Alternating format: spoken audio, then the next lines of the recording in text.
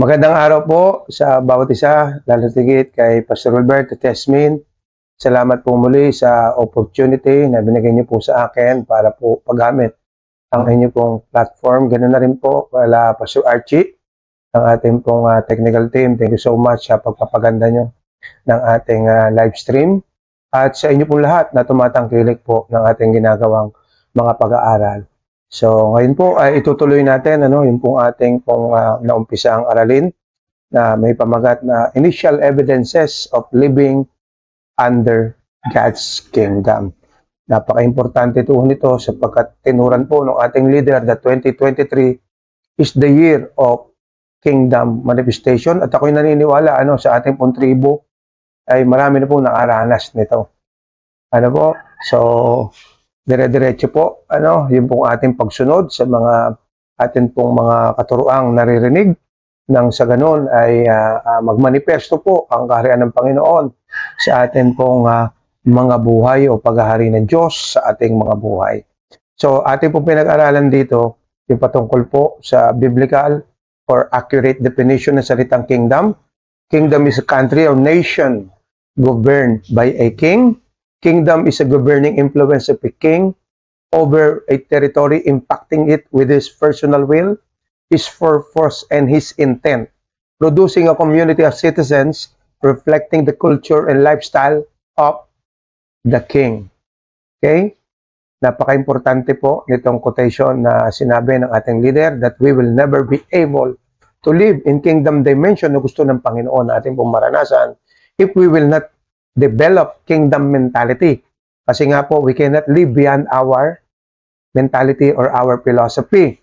This kingdom mentality is the resulta lang po yung ating mentalidad o yung kingdom mentality ng pag-immerse natin o immersing ourselves in accurate kingdom teaching. Okay, sabi nga po ni Ken Bibir, it is impossible for us to understand kingdom principles and having democratic mindset. Yun po yung challenge sa atin sapagkat tayo pong mga nakatira sa Pilipinas ay meron po tayo na democratic mindset na hindi ganun kabilis matanggal. Kaya nga po yung prinsipyo ng principles of repetition ang ating pong kailangan. Kaya kung mapupunan ninyo, ang sabi po sa aklat na Roma, hearing and hearing ang nakalagay po doon. Hearing and hearing. So meaning to say, talagang kailangan po ay patuloy po tayo nakaririnig ng mga accurate kingdom teaching para po magmanifesto sa atin yung pong kaharian o paghahari ng Panginoon o yung ating pamumuhay sa ilalim ng kanyang gobyerno. Faith comes from hearing and hearing. Doon nakabase ang pananampalataya ng bawat isang mananampalataya, kung sino yung ating pinapakinggan, ano yung ating napapakinggan, paano ba tayo nakikinig. Diba? Sabi nga doon sa ating napakinggan na turo ng ating leader, kung sino raw yung ating napapakinggan, ito yung magdedetermina ng ating nature. Mga kapatid, diba? At kung paano daw naman tayo nakikinig, ito yung nagpapasya kung paano tayo lalalim. Diba? Kung ano naman ating napapakinggan, ay yun po ang magdadala sa atin sa magandang relasyon sa ating pong Panginoon at magdedetermina kung talaga magkakaroon ba tayo talaga ng breakthrough or hindi, mga kapatid. So yun yung mga different factors para po talagang totally ma-develop yung ating pong kingdom mentality. At ito po yung magiging mga ebidensya or initial lang po ito na ebidensya. Sabi ko nga po, ito i-sineshare ko sa amin pong church.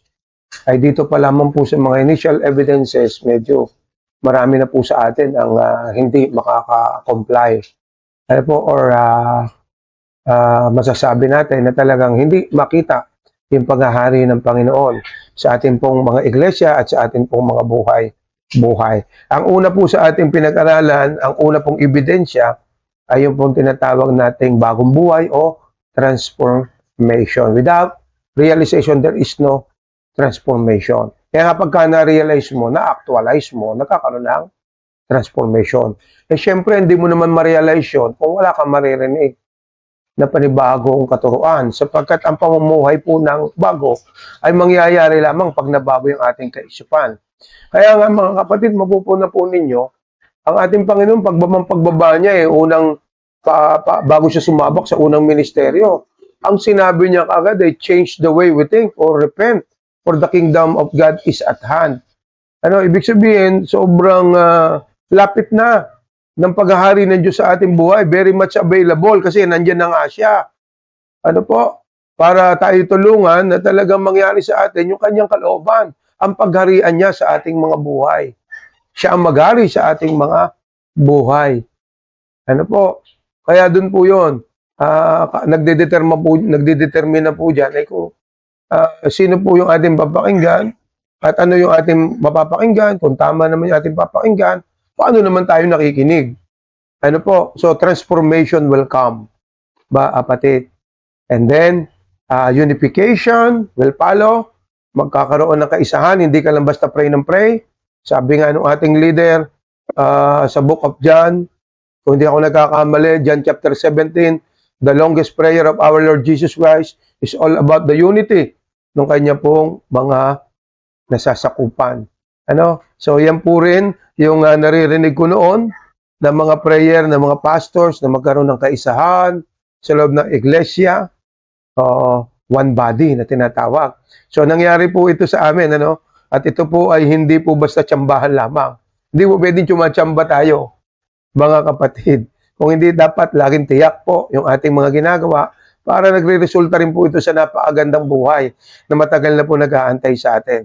So kapag tama yung ating naririnig, sapagkat meron po tayong tamang leader, ano po mangyayari? Tiyak po yung transformasyon, sapagkat lagi ka nakaka-realize. Okay? Without realization, there is no transformation. So yung unity mabilis kasi uti-uti, maintindihan ng iyong mga nasasakupan o ng isang iglesia. At first, habang sila sumusunod, napoporma yung kanilang karakter, nalalaman nila ano yung particular na kanila pong strength or yung kanila pong gift na tinatawag at doon sila mag-ooperate. Kasi mahirap mag-ooperate siya, hindi mo naman gift, mga kapatid. Pero syempre, at first, dinidiscover natin yan together with your leader. Ano, sa loob ng isang iglesia. Kaya nga yan ay punong-puno ng pasunuran, ng paghuhubog, ng karakter. Ano po? Kaya kahit ano sabihin natin, Lord, please mold me. Kaya ka nga pinadalhan ng leader, ng pastor, para yun na magmomolde sa'yo. Okay? Sapagkat hindi pwede po na yung espiritu magmomolde sa'yo. Ano po? Kaya niloob ng Panginoon na siya ay maglagay ng napakaraming mga liderato. Okay? Apostles, prophet, evangelists, pastors, and teachers para po maunawaan natin ano ba yung aking bahagi dito sa iglesyang ito. At kapag ka po nalaman natin yan, ay mabilis na po yung unification, mga kapatid. Authorization, yun naman po sumunod. O dahil ikaw ay naging masunurin na doon sa kinatawan ng ulo sa iglesia, okay? Uti-uti, nabibigyan ka ngayon ng mga matitinding mga task. Okay? Until such time, even yung kanyang platform, pinapagamit sa'yo. Okay? Kaya mapupuna mo, sobra ka nagiging bold kasi ikaw ay authorized. At ikaw ay authentic kasi sumunod ka doon sa protocol ng kaharian ng Panginoon. Ano? Kaya yung power na gamit mo, legitimate. Okay? Kaya nga sabi ko, may mga pagkakataon, yan po ay nami-misunderstood. Okay? Sabi nila ay parang nayayabangan sa iyo. Pero alam niyo mga kapatid, ang yabang lang naman, kapag kayong pong iyong sinasabi, ay hindi mo ginagawa o hindi nangyari sa iyong buhay. At isa pa, magiging mayabang ka kung wala kang pinagsasubmitan na authority na ang Panginoon na may takda. Diba, pinag-aralan natin, even our Lord Jesus Christ, kahit na sobrang powerful, alam niya, walang kwenta yung power niya. Kung hindi niya susundin, yung siya rin naman ang may akda. Na sinabi niya, ay bago dumating yung Messiah, siya, ay meron munang magpe-prepare ng kanyang way. At yun ay sa katauhan nga ng kanyang pinsan. Kaya kung mapuna nga po natin, doon po sa ating mga pinag-aralan, diba? Sa book of Matthew, chapter 3, ayaw nung pinsan niya kasi alam niya, mas makapangyarihan yung kanyang pinsan. Ang kanyang ministry is baptism of water. Pero alam nila na yung baptism ng Holy Spirit, yun yung ministry. Isa sa mga ministeryo ng ating Panginoon sa Kristo. Ano po? Kaya nga sabi ng Panginoon, hindi pwedeng hindi natin ito gagawin. Pag hindi natin ito ginawa, walang kwenta yung aking kapangyarihan. This is fulfilling all righteousness. Kaya sabi ko sa inyo, nung ginawa nila yon, grabe. Yung access nila sa heaven, open heaven. Diba? At hindi lang yon, hindi mo kailangan i-promote yung sarili mo. Kasi dahil nga po, doon sa iyong paggawa, pagpapailalim, doon sa authority na kung saan ikaw rin naman yung may bigay, ang Panginoon din naman na may bigay, sorry. Ano nangyari? Talagang yung tao kusang lalapit sa'yo. Kasi ang ibig sabihin nun, dahil sumunod ka sa protocol ng kaharian, ay hindi pwede na hindi mangyayari na madiscover mo yung iyong gift. Pag na-discover mo ito, mamumunga ka, yung bunga mo, hindi mo kailangan magtawag ng tao para pumitas. Kung hindi yung tao mismo lalapit sa'yo. In that way, the Lord promotes you. Okay? Kasi ang promotion nga galing yan doon sa author. Di ba? Sumunod ka doon sa author. Therefore, you are authorized. You are authentic. Mga kapatid, yung power na gamit mo, yan ay legal power na. So, nandito po tayo pa rin sa protection or covering. Mga kapatid, protection or covering. Kaya nga nilob ng Panginoon, kailangan meron kang authority. Kasi ang lahat ng gobyerno, meron niya mga otoridad na nagpapatupad ng batas. Kaya nga kung mapupunan ninyo, kalimitan, sa isang gobyerno, nakasalalay lagi doon sa leader o doon sa authority, okay? Yung pagpapatupad o yung paglalapat ng batas. Ang problema mo sa demokratikong bansa na katulad nung atin, 'di ba? Minsan dahil kumpare, hindi nilalapatan ng ganong klase ng pagtrato sa batas. 'Di ba? Kaya nga sa atin sa Pilipinas, ang cry out na nakararami ay pangmayaman lang daw ang batas. 'Di ba? Hindi raw sakop yung mga mahihirap. Pero siyempre, again, hindi naman lahat ng lugar. Kasi may lugar din naman na yung leader naman dito matitino. Na sa kanya, 'di ba? Walang kaibigan, walang kapatid, walang kamag-anak. Di ba may mga ganong klase o factor ng isang leader. Ay yung leader na yun, sa makikita ninyo, pag ganong klase yung kanyang political will, ay nakikita nyo, iba yung kaayusan doon sa lugar niya. Ano po? Kaya again, yung aking po sinasabi sa inyo, mga kapatid, pag yan po ay authorized, yung authority ay talagang galing sa Panginoon, therefore, mararanasan ninyo yung kapangyarihan, tamang paggamit nito, and therefore, yung protection o yung covering may po-provide ng tama ng authority. Ano po? Kaya nga doon sa ating mga ginagawang pag-aaral, atin pong na-share sa inyo, yung napaka-importante na malaman po natin yung 4 spheres of authority na umiiral sa mundong ito. Ano po yun? Yung family authority, authority ng mga magulang, and then civil authority, yung authority po ng gobyerno, and therefore yung pong tinatawag natin na social authority, yung authority mo sa iyong trabaho. Kasi itong mga ito magko-cover sa inyo doon sa inyong trabaho. Kaya nga sabi ko lagi, hindi pwedeng okay kayong magkapatid pero sira kayo ng authority mo o ng yung mga magulang. Okay? Hindi rin pwede na okay kayong magkakabarangay pero sira ka naman doon sa iyong kapitan. Hindi rin pwede na okay kayong magkatrabaho pero hindi kayo okay ng iyong boss. Kapatid, lalo tigit sa atin sa church. At sabi ko nga, doon lahat nag-uumpisa sa church. Para may isaayos yung pagtrato natin ng tama sa ating pong gobyerno o namiminuno sa gobyerno, sa ating mga magulang, at sa ating pong mga boses sa trabaho. Mga kapatid, doon po nagsisimula lahat yan. Pagka naitama po yan ng inyong tamang authority, therefore, yan po may natama natin lahat, makapamumuhay na po tayo na maayos. Kasi nga, naandun ka sa, hindi natin maialis. Most of the times, naandun tayo sa labas. Okay? That's supposed to be, that is our marketplace. Kaya yung iba, nanunumbalik doon sa dating sila, mga kapatid, kasi nga po, hindi nila naunawaan na kailangan pala nilang magpasakop hanggat hindi po naman nakasalala yung kanilang buhay at yung kanilang spiritual na kalalaguan. Ano po? So yun, napaka-importante po nun, mga kapatid. Okay? Na ito po ay maitama natin. Kaya nga po natin ito pinag-aaralan ngayon. Para malaman natin na yung covering po ay mararanasan natin, mga kapatid, kung talagang mauunawaan natin yung napakaraming bagay na kailangan natin maintindihan, kailangan nating masunod. Okay? Kaya nga gusto ng Panginoon maunawaan natin Okay? Wisdom is supreme. Therefore, get wisdom, though it costs all you have. Get understanding. Kasi nga po mga kapatid, kaya sabi, though it costs all you have, get understanding. Hindi naman instantly magkakaroon ka na agad ng wisdom. Ang wisdom po ay bunga ng paglalapat natin nung knowledge na atin pong naunawaan. Kaya nga importante yung comprehension. Huwag kang titigil until such time understanding comes to you. Kasi pag hindi mo naintindihan, mas mahirapan kang ilapat. Most of the times, pag hindi mo naintindihan, nakikipaglaban ka. Diba? Struggle ang tawag. Kasi nga, hindi ka naman sanay. Dahil lumaki ka sa pamahalaan na nakikipag-cooperate lang. Ay, naku mga kapatid, dalang-dala sa church yan.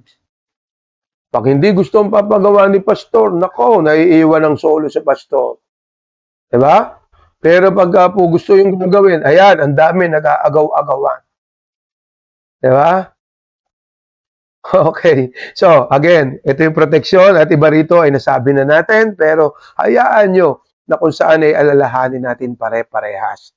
Okay. So, ito po yung unang talata. Ang sabi ng Panginoon, if you obey my commands, you will remain in my love. Diba? So, gusto natin lahat yan. Ng bawat isa sa atin, manatili sa pag-ibig ng Panginoon. Sabi ko nga, walang ibang pinakamasarap na magmamahal kundi ang Panginoon. Kasi siya lang po talaga yung sobrang perpektong umibig. Walang kondisyon kung magmahal. Di ba? Minsan meron pa tayong kondisyon pagdating sa ating asawa. Di ba? Kapatid? So, alam natin yan. Pare-pares nating naranasan yan.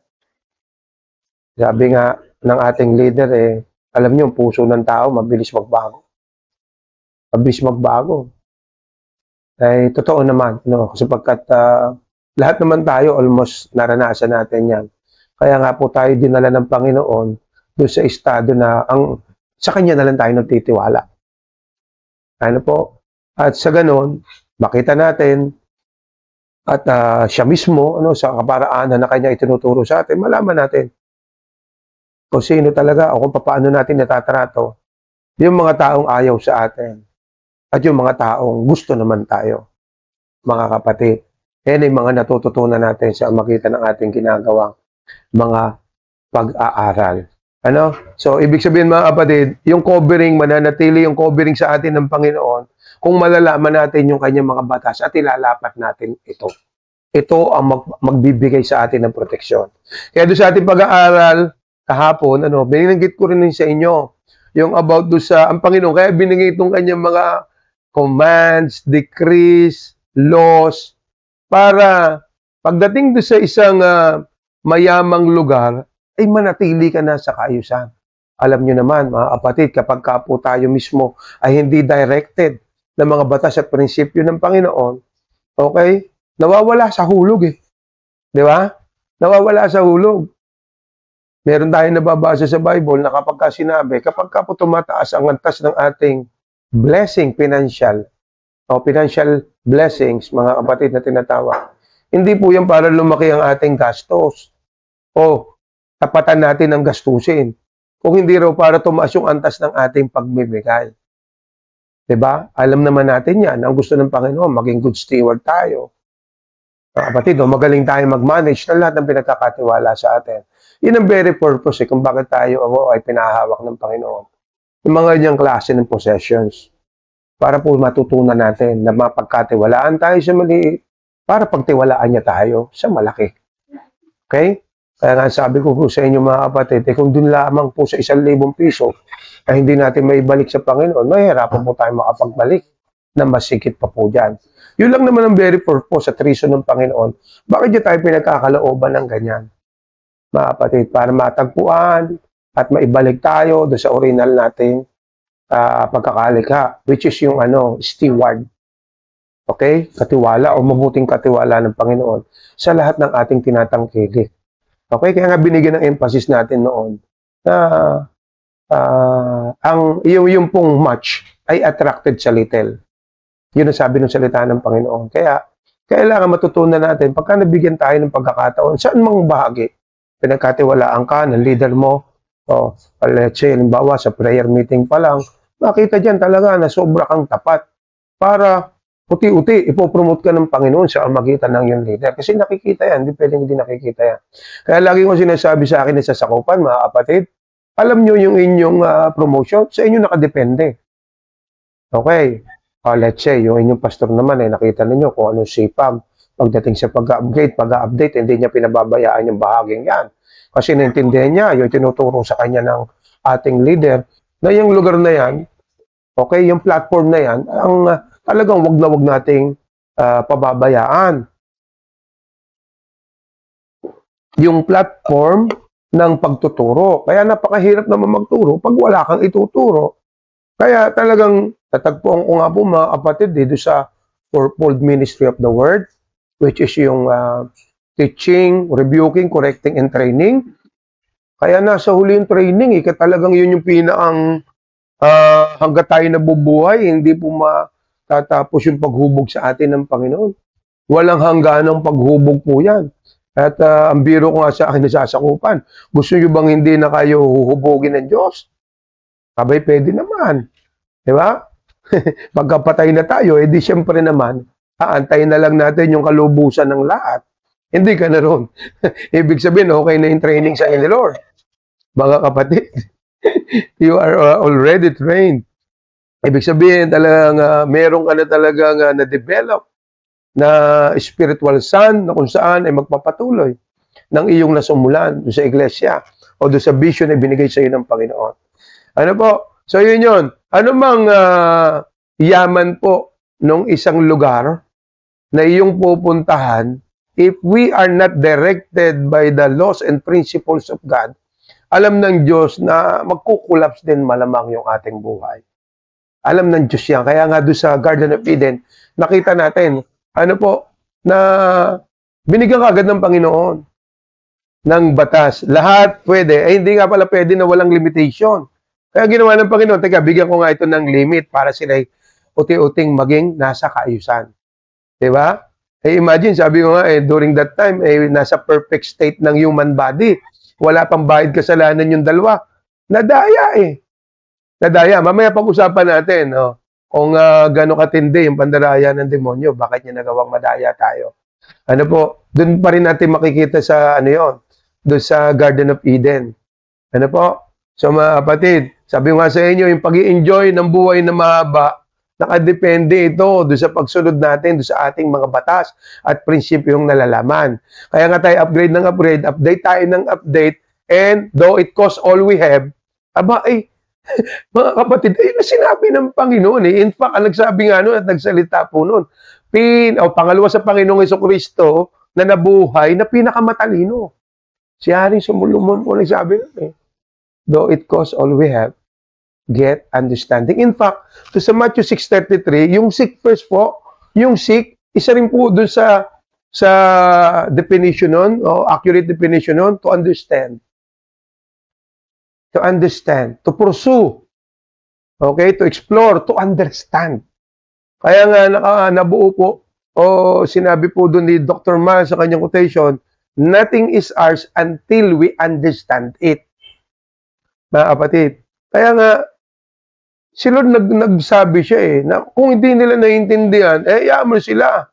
Buti ikaw naiintindihan mo. Let them alone. Okay? Sabi niya, bulag leader niya, bulag din tagasunod niyan.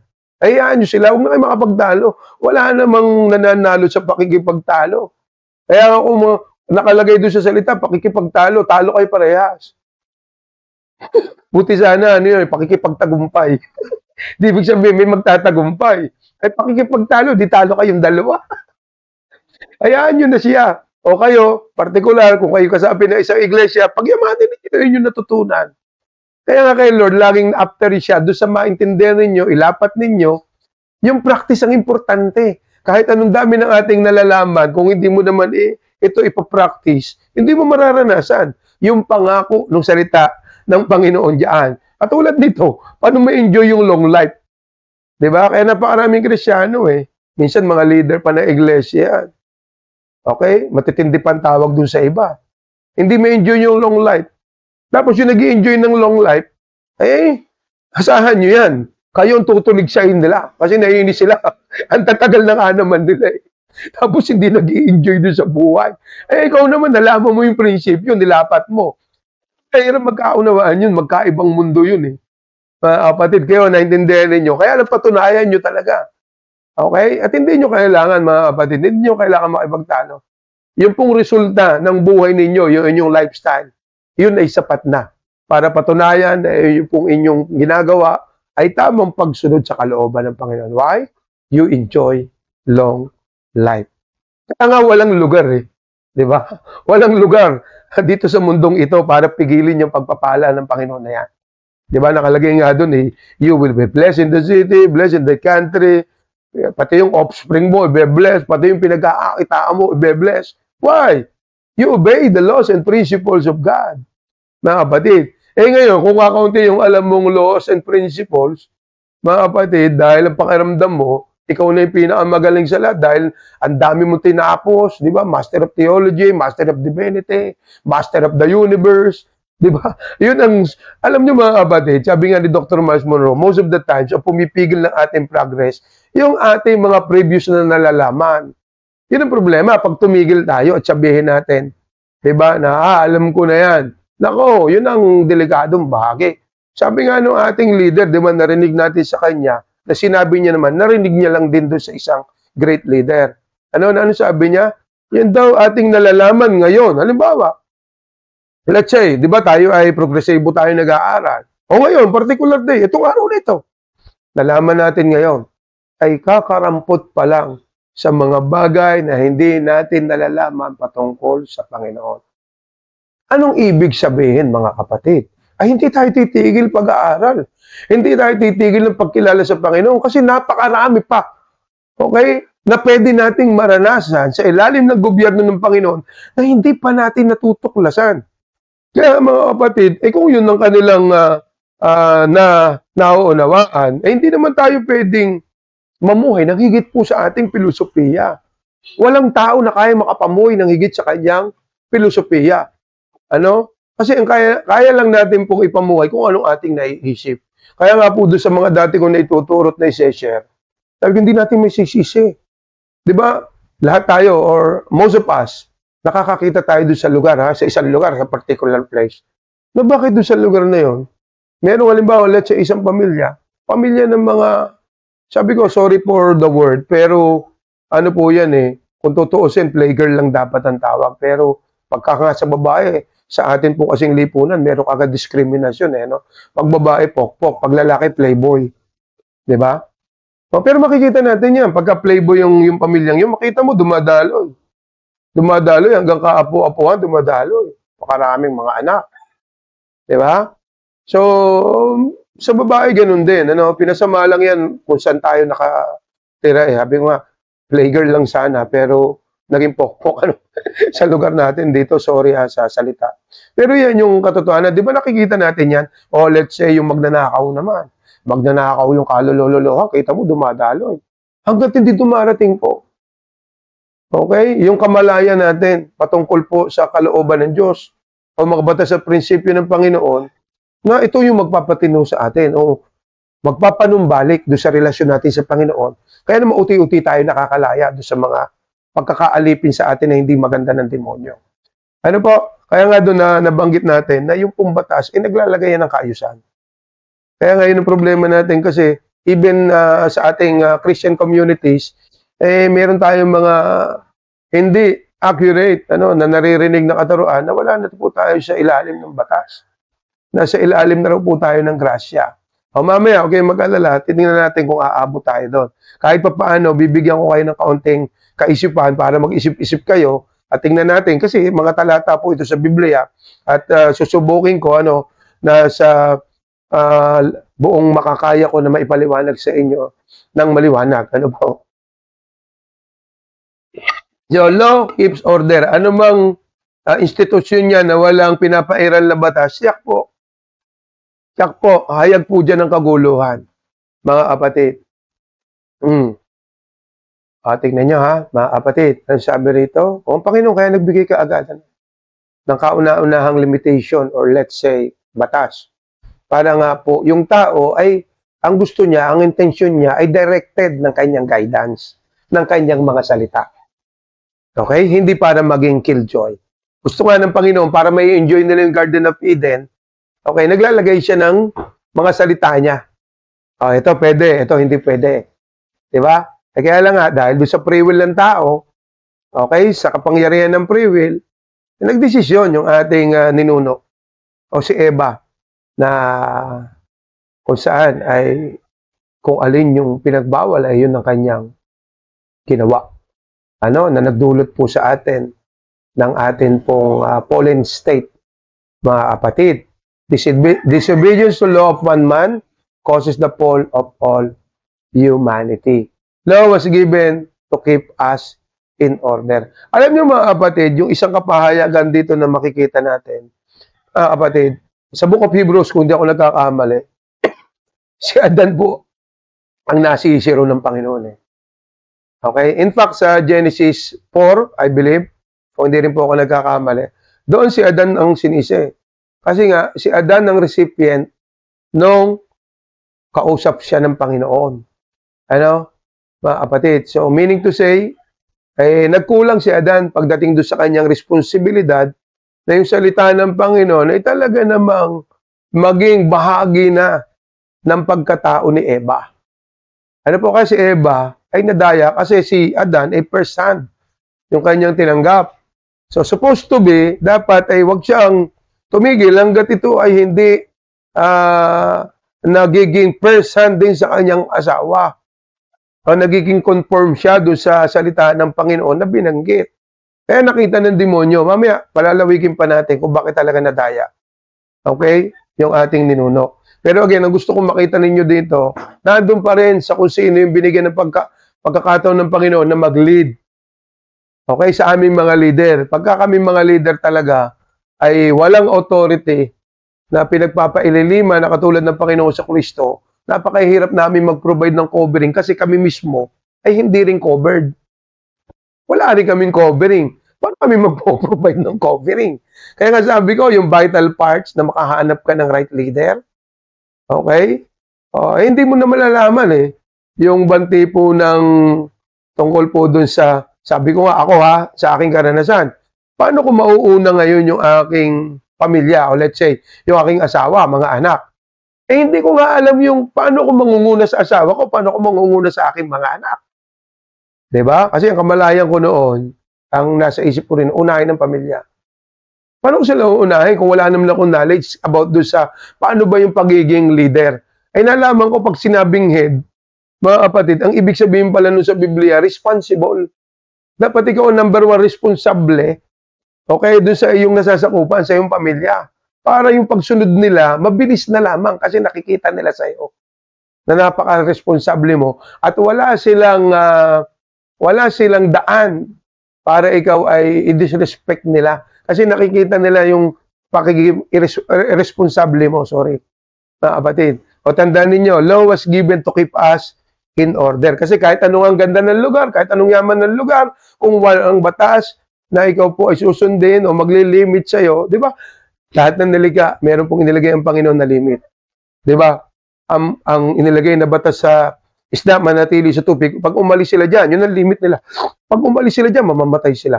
Ang limit din ng mga ibon, although nakakalipat sila sa impapawid, pero hindi sila pwedeng, may certain limit sila kung hanggang saan lang sila lilipad. Diba? Kasi hindi nila kakayanin, mamamatay din sila. Diba? Ganun din ang mga punong kahoy, tanggalin nila yung kanilang, o meron mang humugot sa kanila doon sa kanilang batas ng pagkakatanim sa matabang lupa, di sila ay mamamatay din po. Ay sa ating mga tao, ay marami po buhay na patay talaga. Sorry po pero yun po talaga ang totoo. Even Christians, even leaders, diba? Marami talaga. Kasi nga, pag wala ka na sa presensya ng Panginoon, ay talagang, mga kapatid, makikita mo, buhay pero parang patay. If we are not driven o directed by the Word o by the laws and principles of God, therefore, yan yung magpapahirap sa atin. Diba? Kasi supposed to be, nagsasubmit ka sana, okay, sinusunod mo sana, yung authority yung binigay ng Panginoon sa'yo, pero dahil wala naman nag-direct din sa'yo, wala ka rin authority yung pinagpasakupan, ay very, prone sa lahat ng atake ng kalaban. Bakit? Hindi ka naman cover eh. Wala kang proteksyon. Diba? Ay yung authority tama, bibigyan ka niya ng mga batas sa prinsipyo na magko-cover sa'yo. Hey, gawin mo to, and then you are covered. Diba, mga kapatid? Tingnan niyo po, uti-uti namin nung nagkaroon kami ng kamalayan. Nung kasi yung pananaw ko rin, mga kapatid, huwag kayong papasok sa politika, maduming politika, maawa kayo. Kasi nga, yun yung nakikita natin. Na kapag yung ating mga kasamaang Kristiyano, pumasok sa politika, o sa ibang institusyon ng mundong ito, ay nahihirapan ng bumalik. Diba? Ganun ating nakikita. At worst, napapasama. Napapasama rin sila. Napapacompromise. Pero nung nakita natin na ang importante pala talaga lahat is equip ka. Ano? Equip ka ng mga batas at prinsipyo ng Panginoon para equip mo rin yung iyong nasasakupan. And then, pagka sila equip na, natin nga sila ini-equip sa loob ng iglesia, malaman nila, okay, kung ano yung kanilang pupuntahan. Kasi yun yung kanilang marketplace. Diba? Loloobin ng Panginoon yan na kung saan ay talagang pupunta sa kanilang marketplace. Kaya nga natin sila dinidevelop. Yun yung kanilang area of giftings. Yun yung kanilang area of domain. Mga kapatid. Kaya minsan naglalaban-laban sa loob ng church puro leaders yung naandun Eh, ang problema mo, hindi mo mailagay doon sa tama nilang kalalagyan dahil hindi nga na-forma. Bakit? Wala kasing leader o yung authority ng leader hindi established. Mga kapatid, yung kingdom ng Panginoon hindi nararanasan sa loob ng iglesia. Democratic ang approach. Democratic ang orientation. Mga kapatid. So, pagdating nila ron, wala, hindi sila mapakinabangan ng Panginoon. Should I say, mga kapatid, hindi nila ngayon masabi yung hindi nila ma-expand yung kingdom nila doon sa kanilang marketplace. Yun yung very purpose to spread the influence of the kingdom of God in your marketplace. So kapatid, tingnan nyo po, nung natutunan namin ito sa ating leader, nagkaroon ako ng mindset, hindi pa naman huli. During that time, bata-bata pa naman ako. Kahit naman ngayon, bata-bata pa. Medyo matabala.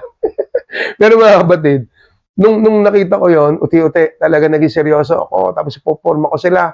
Titignan ko kung sino yung talagang somehow ay may puso sa politika. And then, may nakita ko, pinatakbo ko. Nung una nga, yung isa pinatatakbo ko, pero nakita ko na hindi.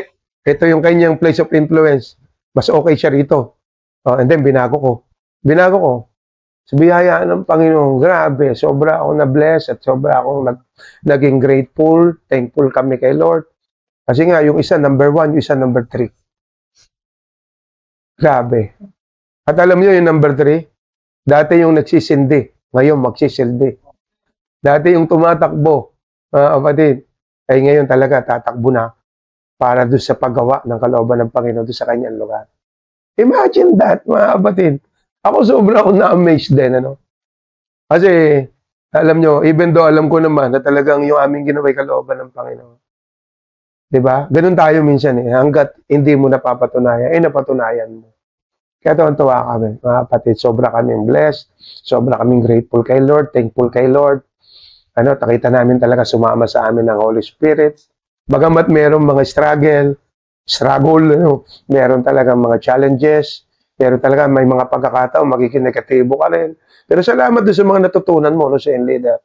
Ako sa ito nagpapanatili sa iyo, mas piliing maging positibo. At hindi naman tayo nagkamali.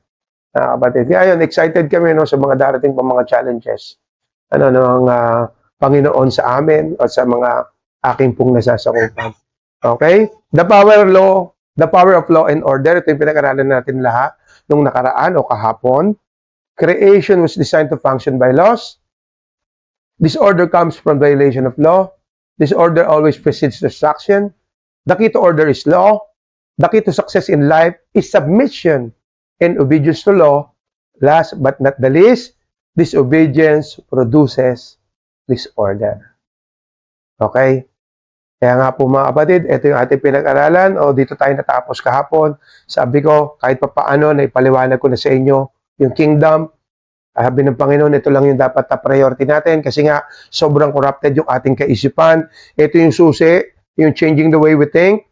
Okay? Ito yung susi for us to experience kingdom dimension, to live, okay, the life in God's kingdom. Mga kapatid, ito yung tinatawag nating immersion. Okay, doon sa mga accurate kingdom preaching and teaching, mga kapatid. Ito yun. So, naipaliwanag ko sa inyo sa maikling panahon. And therefore, pasok tayo dito sa righteousness, mga kapatid, na kung saan ay ang paniniwala nga natin dito, ito ay isang religious term o holistic term or word. Hindi po, ito po ay legal word o legal term na tinatawag. Mga kapatid, pag tama po yung ating pong pinapriority, mga kapatid, sa lahat ng ating mga importanteng gagawin, make a list. Ito yung ibig sabihin ng seek first. Tignan mo kung sino yung pinaka-importante at yun ang iyong unahin. Alin yung mahalaga at importante. Minsan mahalaga pero hindi naman importante. Minsan importante, hindi naman mahalaga. Dapat importante at mahalaga. Mga kapatid. So, yun. Ano raw yun? Kingdom, gobyerno ng langit at taliwas sa ating nakasanayan. Dapat hearing and hearing. Para yung faith natin tama. Hindi distorted yung ating faith. Okay? Yung lifestyle natin para may saayos. Diba? Malalaman daw yun sa buhay. Okay? At maayos natin at manatili tayong righteous sa paningin ni Lord. Mga kapatid, kasi meron niyang righteousness of men eh. Hindi yung righteousness of God. Mga kapatid, matitiyak mo. Everything will follow. All these things shall be added unto you. Okay? Doon sa ating pinag-aralan, what is righteousness? Straightness, right standing, mga kapatid, right position in relation to authority and law, alignment with law and authority, in sync with law, to be in proper relationship with authority. So, anong ating natutunan dito? That right standing before God, yun ang righteousness. Aligning yourself to the laws and authority of that particular government, kingdom of God. So, mangyayari lang po yun pag nalaman mo yung batas at prinsipyo ng Panginoon dahil nagkaroon ka ng tamang leader at pinrovide niya sa iyo yung mga batas at prinsipyo ng Panginoon, nalalakaran mo for you to become righteous. Okay, kaya nga pagka ikaw ay nag-pray, you make petition doon sa gobyerno ng Panginoon, kaya nga sabi ng Bible the prayer of a righteous man is powerful and effective. Kasi nga, dahil yung gobyerno ay kingdom, mga kapatid, kung anong sinabi ng hari, hindi pwedeng hindi ito mangyayari. Hindi pwedeng baliin ito. Kahit ng mismong hari. Mga kapatid. So, ano nangyayari? Pag sinunod mo to, okay, mga kapatid, tiyak, mararanasan mo. Kaya kung mapupuna ninyo doon sa mga ating nababasang bersikulo, be careful to do. Bakit be careful to do? Idilagay na ng Panginoon yung batas at prinsipyo dyan. Obligasyon na natin na yan ay matuklasan. Okay, sa pamagitan ng wala nating sawang pag-aaral, pag-upgrade. Hindi tayo nalilimitahan ng mga previous learnings natin. Okay, ng mga nakaraan na truth. Kung hindi uti-uting nalalaman mo o naandun ka sa proseso na uti-uti mong naintindihan yung mga progressive truth, mga kapatid. Okay, kaya nagkakaroon ka ngayon ng right standing. When you pray, hindi pwede na i-deny ito o hindi sasagutin ng gobyerno ng langit. Kasi nga, ikaw ay sumusunod at meron kang magandang relasyon do sa authority ng gobyernong yon. Okay? So nakita nyo ba yung pagkakasunod-sunod?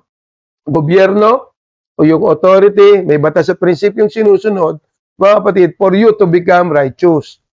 Okay? Kaya nga sabi ko, ay hindi pwede na magpe-pray ka. Okay? Magpe-make ka ng petition. Wala kang kamaling-mali. Ang dami pa palang na-break na violation or mga laws na hindi nasunod. Diba? Ito yung nagpapahirap sa napakaraming tao. Okay? Because they keep on violating laws na hindi nila namamalayan. Kaya sabi ko sa inyo, hindi po ito tsambahan. Kaya nga nakalagay doon, do not let this book of the law depart from your mouth. Meditate on it. Intentionally. Pag-aralan mo, pag available yung knowledge, mag-aral ka. Okay? At yung hindi mga makakatulong sa yung ministeryo, iwaksi mo. Yung makakatulong, yun ang kunin mo. Sabi nga ni Pastor Ed Lapis kasi marami sa atin ang hinahanap mali. Ang sabi ng Biblia, seek and you shall find.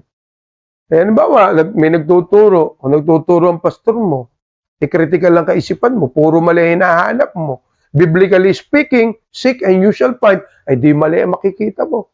Hindi naman lahat ng preaching namin mga pastor talaga, 100% talaga, ay masasabi namin tama. Diba? Yung iba dyan, word of mouth. Okay? Expression. Okay? Particular. Kung yan po ay, katulad natin, isang tribo tayo. So kung isang tribo, alam natin na tayo magkakaunawaan. Pero alam din natin yung dilema ng mga kapatid na talaga namang pag hindi nagkaroon ng isa tayong konsepto, nahihirapan din.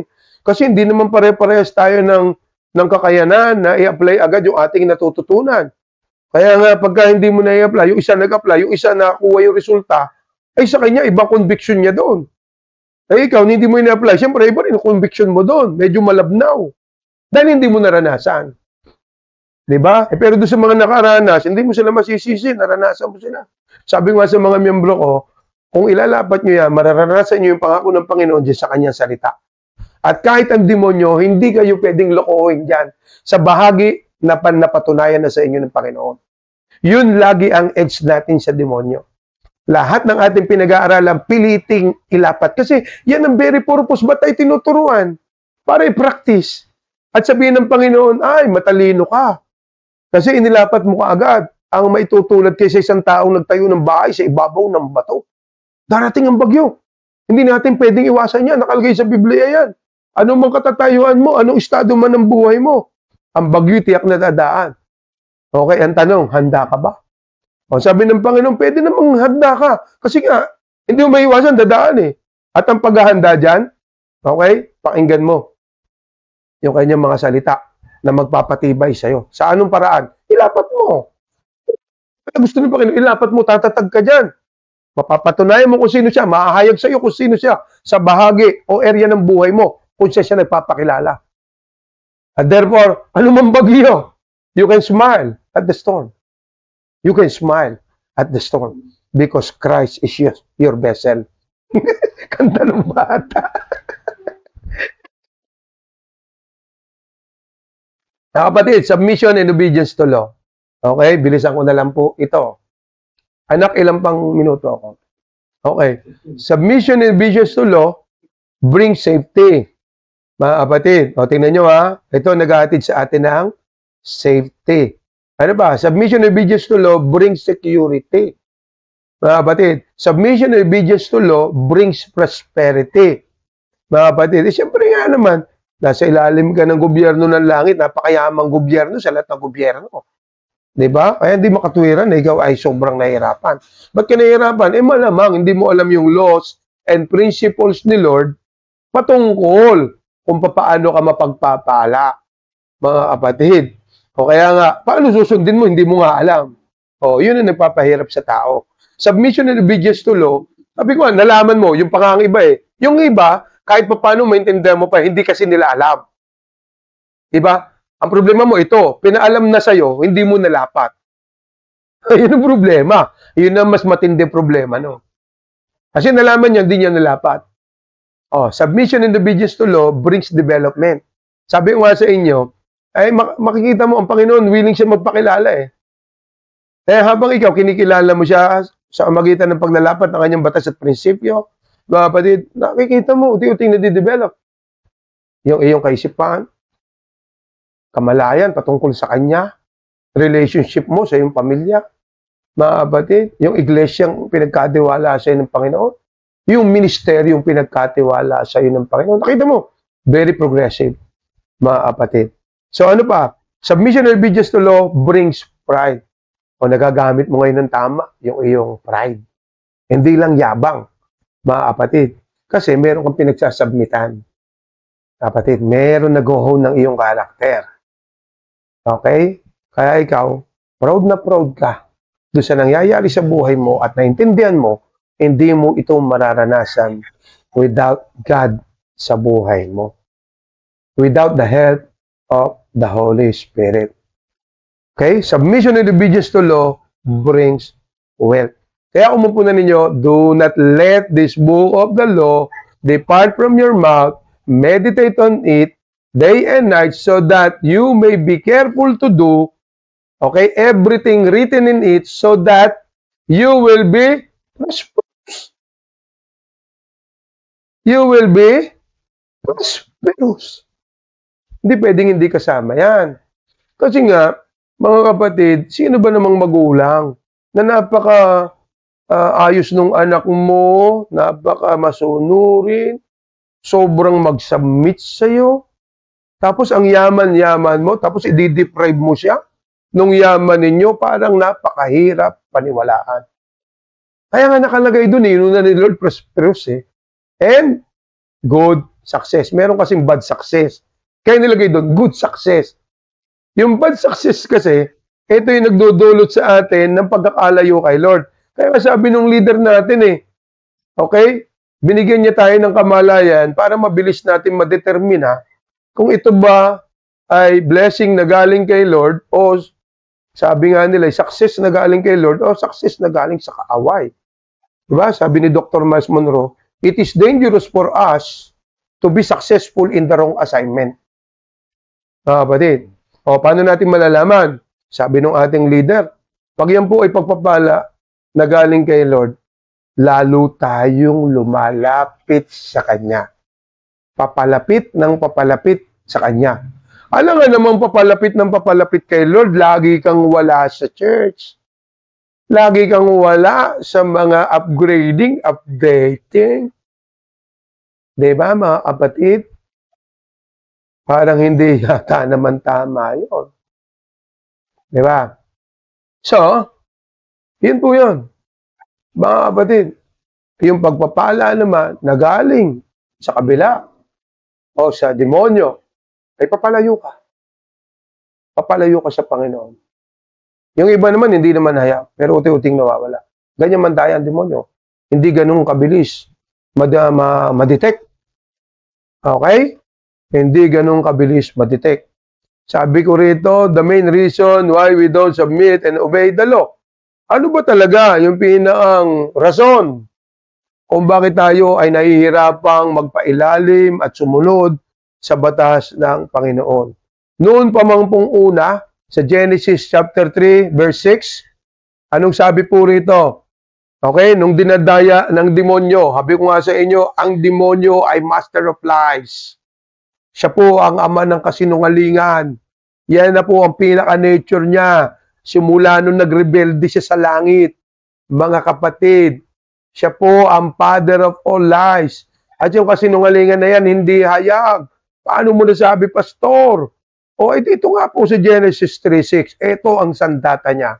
When the woman saw, anong nakita niya? That the fruit of the tree was good for food. Kapatid, anong sabi ni Lord? Anong sabi ni Lord? Huwag niyong kakainin. Hindi makabubuti. Anong ginamit ng demonyo? Mabuti sa ibang dimension. Good rin, pero sa ibang realm.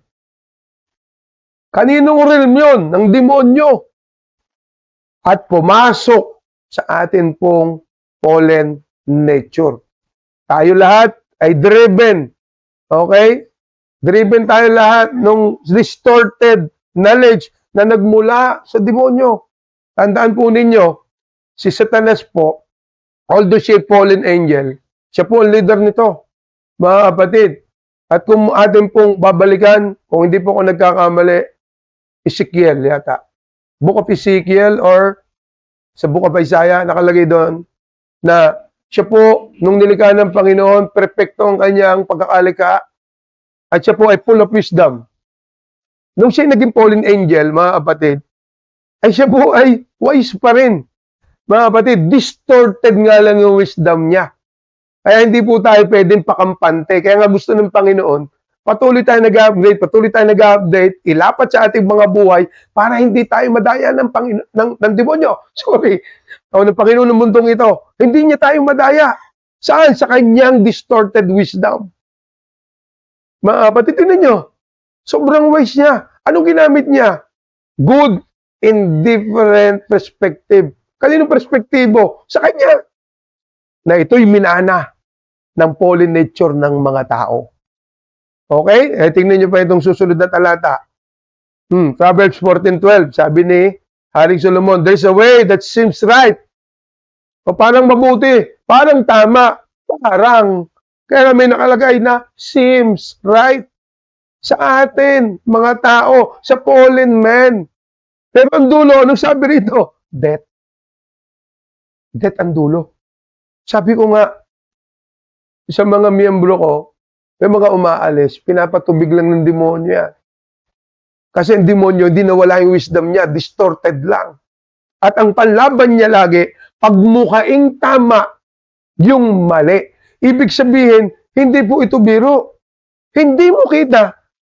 Okay, mga kapatid, na yung ginagawa mo pala mali, not unless magpunta ka sa isang righteous leader and therefore doon imumulat ka niya. Okay, sa mga batas at prinsipyo ng Panginoon, dadaling ka doon sa righteousness o tama, good in godly perspective, mga kapatid. O tingnan nyo, ang Panginoon sa Kristo mismo sinabi ng ating Panginoon sa Kristo, ito yung senaryo, lumapit yung binatang mayaman. O ito dito lang sa talatang ito tayo. Sabi rito, Matthew 19:16-17, Now behold, one came and said to him, binatang mayaman, Good teacher. Tingnan nyo, ang ganda ng entrada niya, Good teacher, sabi sa ating Panginoon. Kasi nga, ang ating Panginoon ay rabbi o rabi. Mga kapatid, tagapagturo. Mga kapatid, what good thing should I do that I may have eternal life? Kung mapupunan nyo po dito, hindi po ang sinagot ng Panginoon, mga kapatid, kaagad, direkta, ay yung pong tinanong tungkol sa eternal life. Kung hindi, ang gusto niyang ituwid sa ating fallen state, okay, yung distorted nating kamalayan pagdating dun sa good, okay, sabi ko nga sa inyo, perspektibo ng demonyo yung ating nakuha about good. Okay, kaya siya lumalapit kasi nga, siya yung mangmang pagdating sa kalooban ng Panginoon. Although siya yung napakayaman. Okay? At sabi niya rito, good teacher. O kaya yun ang akin nilagyan ng caps lock. At sabi ng Panginoon. So he said to him, sagot niya. Tingnan niyo sagot niya. Hindi niya inano kasi alam niya, mga kapatid, kapag ka po nakuha natin yung mabuti patungkol kay Lord, ang direksyon sa eternal life. Kaya ang gusto niya, makuha natin yung good in godly perspective. Hindi sa tao kasi mamamali talaga tayo dyan. So, ano sabi ng Panginoon? Why do you call me God? Kaya mamamanga ka rito kung literal mo mabasahin Ang Panginoon, walang ibang mabuti during that time, that particular time. Somehow, yung sinabi ng lalaking good teacher, totoo yun, walang ibang good teacher during that time. Kung hindi siya lang. Kapatid. Kasi siya na yung nagmi-ministeryo nun Panahon na dapat nag-decline na si John the Baptist nun Mga kapatid, siya na yung ginagamit ng Panginoon. Siya na yung man of God during that time. Mga kapatid, siya yung man of the season. So, ano sabi rito? Bakit mo tinatawag na mabuti? O, kinapslak uli. So, sabi niya rito, no one is good, but one, that is God. Okay, but if you want to enter into life, totoong buhay, keep the commandments. Yung sinasabi ko sa inyo, eternal life, totoong buhay, dito sa lupa pa lang. Okay, sundin mo kautusan. Sabi ng ganon, mga kapatid. And our Lord Jesus Christ is pertaining doon sa law of Moses, mga kapatid. Okay? So, tingnan nyo, mga kapatid, sabi rito, no one is good. Para isipin mo, ano yun? Pati siya hindi mabuti. Hindi yun na tinutukoy ng Panginoon kasi mabuti talaga siya. Kaya yung kaisipan ng tao, dinidil niya yung ating corrupted mind about good. Yun ang dinidil ng Panginoon doon. Sabi niya, dyan sa kaisipan ng tao patungkol sa mabuti, walang mabuti dyan. Nakuha niyo ba, mga kapatid? Pagdating doon sa ating distorted mind, okay, philosophy, mentality patungkol sa good, pag galing yan sa fallen man, mga kapatid, walang mabuti dyan. Kaya sabi ng Panginoon, okay, kung gusto mo talaga na ikaw makapasok doon sa totoong buhay, enter into life, sundin mo yung mga utos ko. Di ba, mga kapatid? And lastly, sa araw na ito, hanggang dito na lang po muna ako at palalawigin pa natin ito, mga kapatid. Ang ganda ng mga susunod rito. Ako mismo na-excited na po. Katotohanan, Satan's most effective weapon. Weapon ba? Tama ba? Weapon. Is to lead people into doing good things rather than the right things. Kaya ganun po lagi yon. Pag may ginagawa, halimbawa, yun ang kagandahan, mga kapatid. Ako po, sa biyaya ng Panginoon, not to brag, kung hindi natutunan ko rin sa ating mga leader, o sa leader ko, sa leader natin, sorry, mga kapatid, uti-uti, habang ako nag-update, uti-uti pinaunawa sa akin ng Panginoon, upon applying yung mga pinag-aaralan natin, and therefore nakikita mo ituturo mo sa kanila, oo, good sa pananaw mo yan. Kaya lang, ano ba ang sabi ng Panginoon sa bahaging yan? O ibig sabihin, Ayan ay perspektibo ng tao, ng distorted man. Okay? Mindset. So, again, ito ang tama. Ito gawin natin. Hindi tayo nilikha ng Panginoon para gumawa ng mabuti. Mabuti lang. Tiyakin natin tama yan sa pananaw ng Panginoon. At yan kalimitan ng panlaban ng demonyo. Yung sa pananaw ng tao. Di ba? Yan ang cry out ng mga iba. Ba't ganun si pastor? Napakaganda naman ang aking layunin eh. Ang tanong, tama ba? Di ba mga kapatid? So yun yung tiyakin natin.